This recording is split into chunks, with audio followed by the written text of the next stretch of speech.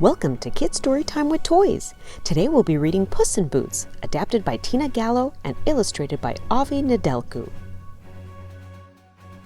Go ahead and give us that thumbs up as we play along today with our Puss in Boots toy and read this exciting book.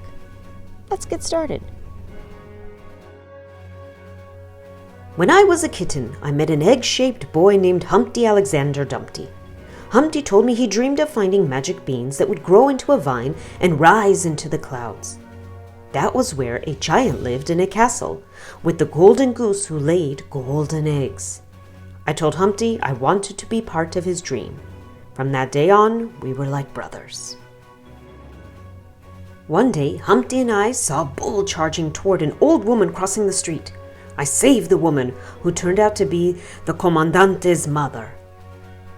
For my bravery, I was given a hat, a sword, and a pair of boots. That moment had changed my life for the better. Shortly after, Humpty tricked me into helping him rob a bank. The police chased us all the way to the town bridge. Our carriage flew over the edge, and the money Humpty had stolen was lost forever. "Puss, save me!" Humpty pleaded when the police arrived. But Humpty had betrayed me, so I saved myself instead. Humpty was caught and sent to jail. That day, I lost everything, and I became an outlaw.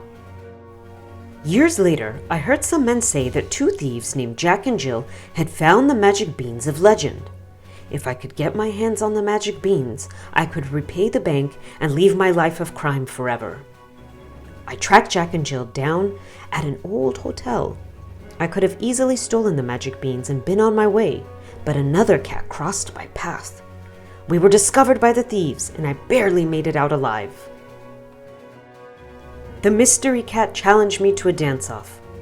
We matched each other's move for move until he tore off his mask, and he was a she. "Señorita, wait. Let me buy you some leche," I called, following her into a back room.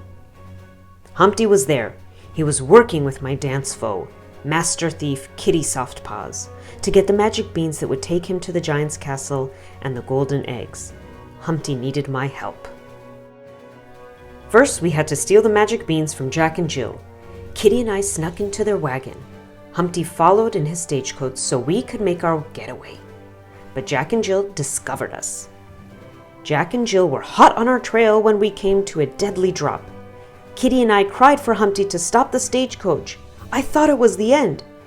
"Giant's castle, here we come," Humpty said as he pulled a lever and we flew over the edge. We found the perfect place and planted the magic beans. Kaboom! The ground shook and Kitty, Humpty, and I shot up into the air on a giant beanstalk. Soon we were playing in the clouds. "Somewhere down there," Humpty said, "are two little kids and they're lying on a hill staring at the clouds, dreaming about the future. That was me and you, Puss." As we got closer to the golden goose, we heard angry screams, but the giant was long gone from his castle. The screams were coming from the legendary Great Terror. We tried to take the golden eggs and run, but they were too heavy. Humpty's plan B was to take the golden goose. Then we'd have all the eggs we wanted. That night, everything felt right again. I could return home and repay my debt. I told Kitty she had my heart, and she said she liked me too. But the next morning, I realized Humpty had betrayed me again. Humpty told the police that I was to blame for the bank robbery. He offered the golden goose to the people of San Ricardo to repay the money he had stolen. The town thought he was a hero. In jail, I learned that Humpty had plotted his revenge while he was locked up years before. Soon, Kitty helped me escape. Then I discovered that the Great Terror was the golden goose's mother, and that the town was in danger. The first thing I did was find Humpty. "Get the baby over the bridge," I told Humpty. "I'll get the mother to follow." As we sped toward the bridge, the carriage slammed into the edge, and the bridge started to crumble. The Great Terror fell over the side and into the water below. Humpty and the golden goose dangled off the edge of the bridge, but they were too heavy. I could not save them both. "You have to get the baby goose back to her mother," Humpty told me. "It's the only way to save San Ricardo."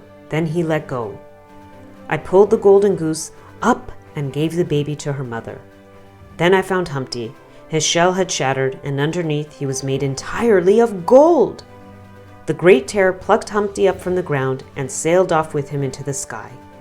"I'm finally going home," Humpty cried, truly happy for the first time. As for me, I said goodbye to Humpty and to San Ricardo. I promised Kitty we would meet again soon. "Sooner than you think," she told me. That was when I noticed she had stolen my boots. So began the chase again. But that is another story.